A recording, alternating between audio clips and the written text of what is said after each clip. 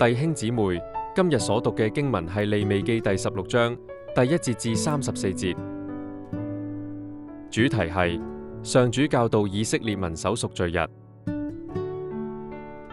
作者喺利未記第16章記載，以色列民喺贖罪日需要遵守嘅儀式，而贖罪日係以色列民每年最重要嘅祭典。大祭司亞倫要喺贖罪日進入至聖所，處理贖罪日嘅禮制。嗰一日，亞倫要預備1隻公綿羊作為燔祭，同埋2隻公山羊作贖罪祭。亞倫要先為自己同佢嘅家庭獻祭，然後再為全以色列民獻祭。之後，亞倫就要按手喺1隻活生生嘅山羊頭上，嗰隻活山羊要擔當百姓嘅罪。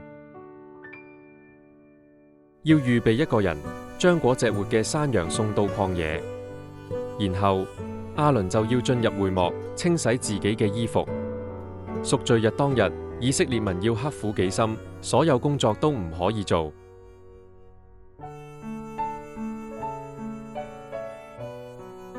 反省問題。